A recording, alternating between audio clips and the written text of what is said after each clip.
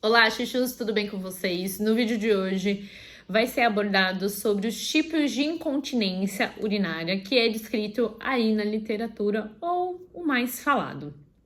Então, incontinência urinária é uma coisa que não dá para segurar. Literalmente seria isso, bem escrachado, bem resumido.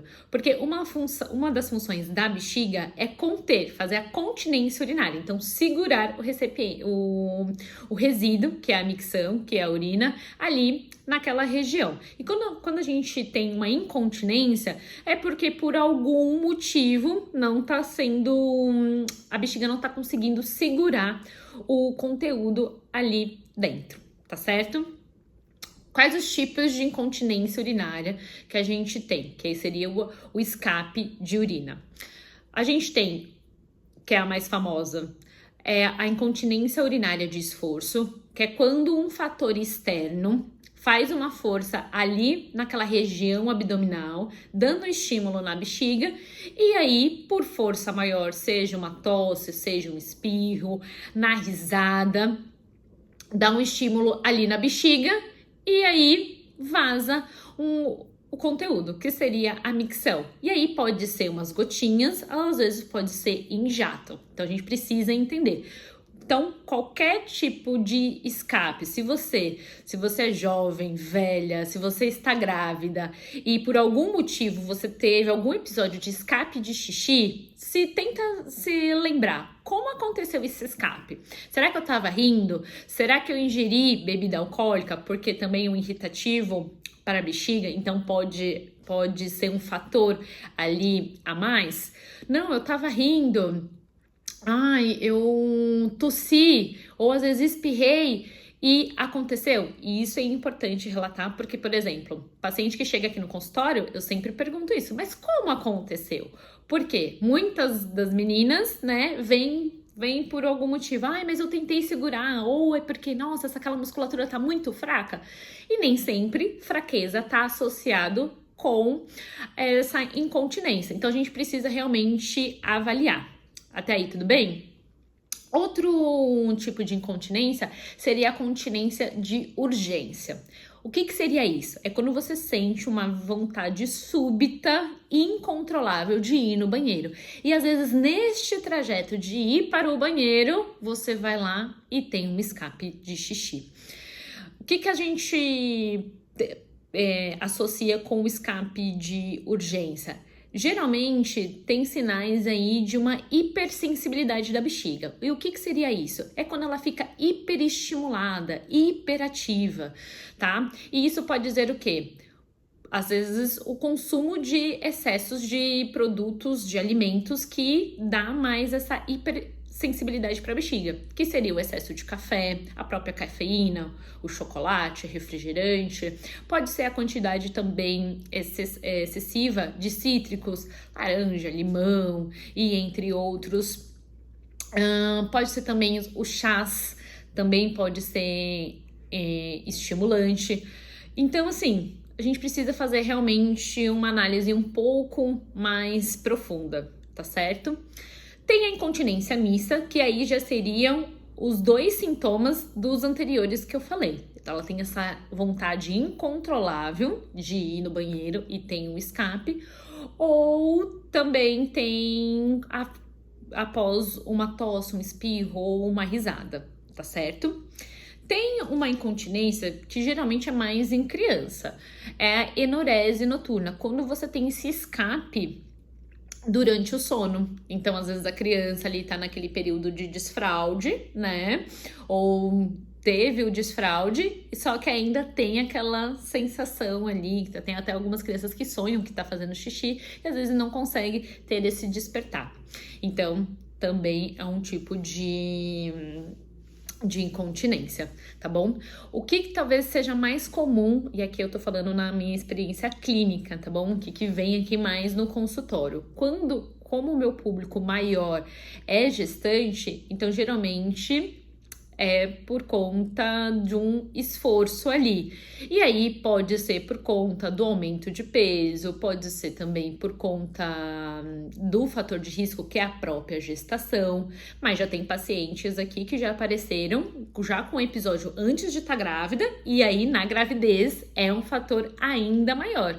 Então, se você já apresentou um escape antes de estar grávida e você não foi corrigir isso, provavelmente quando você engravidar, o sintoma vai ficar muito pior ou muito mais evidente, tá certo? E o que a gente tem que fazer? A gente precisa tratar.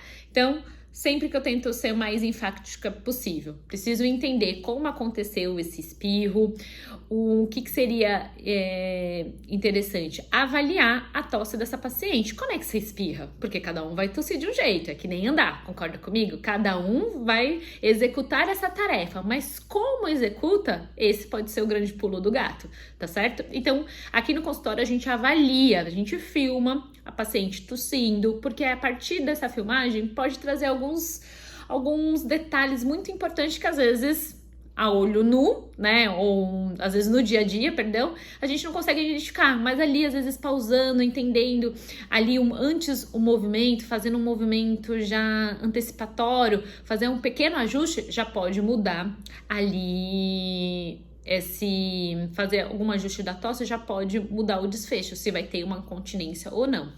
A gente também pode avaliar o assoalho pélvico em si, para ver se ela entende essa ativação de contração, tá certo? Fazer um adendo aqui. Eu tenho uma paciente que ela tem um prolapso de bexiga, que é quando tem uma descida desse órgão, sentido mais canal vaginal, e ela teve 2 partos cesáreos, se não me falha a memória.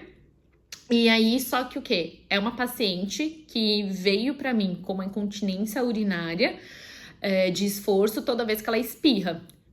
Já começamos a fazer várias sessões, até mesmo para ela entender, fizemos o ajuste da tosse. E sempre quando tem um espirro, ela bebe, é uma coisa importante, só que o quê? Em vez de, quando ela tosse, ela faz o movimento oposto, ela expulsa em vez de segurar. Mas aí não tem como, não é mesmo, Paty? Então, a gente já tá começando a fazer um ganho de força desta musculatura, já estamos fazendo também um ajuste da tosse, e também agora a gente tá entrando com um treino durante a tosse, fazendo um estímulo de eletro lá dentro da região mesmo, para ela entender realmente, ela ficar mais fácil, mais associativa, essa percepção de contração. Porque às vezes ela fala assim, não, eu tô contraindo, mas quando a gente tá olhando lá, ela tá fazendo um movimento oposto. Então a gente precisa realmente entender. Lógico que o estímulo de eletro intracavitário a gente não faz em pacientes gestantes, isso é importante também falar, tá certo? E a incontinência urinária sempre vai atingir aí o maior público feminino, mas pode acontecer também com o grupo masculino. Uma incontinência que também é relatada é a incontinência de transbordamento. É quando essa bexiga fica muito cheia e tem umas gotinhas, né? A pessoa não percebe, não tem essa percepção que a bexiga encheu, às vezes fica muitas horas sem ir no banheiro e às vezes tem esse escape de gotejamento. Às vezes pode acontecer com o grupo masculino, com aumento da próstata ali, às vezes tendo um bloqueio na uretra, e isso também pode acontecer. Uma coisa importante, então associa essa xícara como se fosse a sua bexiga.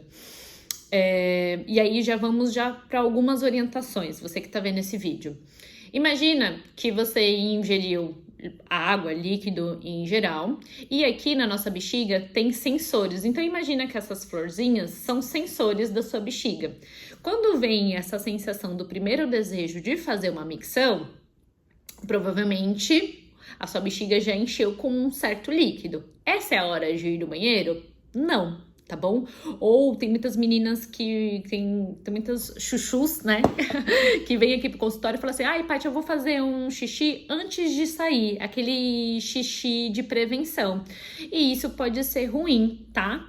Por quê? Sua bexiga também vai ficando hiperestimulada com esse xixi preventivo, tá? Então, o que seria interessante? Você encher, beber mais líquidos e a partir do segundo desejo miccional, que provavelmente já vai estar aqui, aí sim, você vai o cérebro vai receber essa informação. E aí, podemos ir no banheiro? Provavelmente você já vai ter mais líquido residual ali e sim, relaxar e faz realmente o xixi na quantidade que era esperada, tá bom?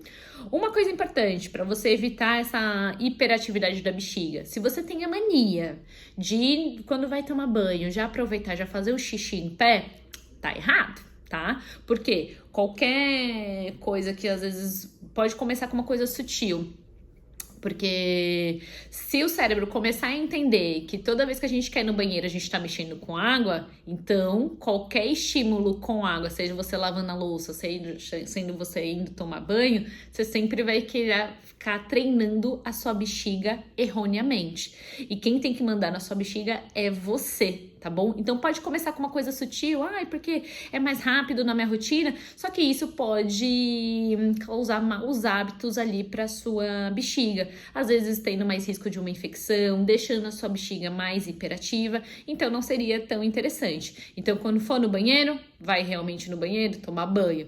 Paty, mas eu senti uma vontade de fazer xixi.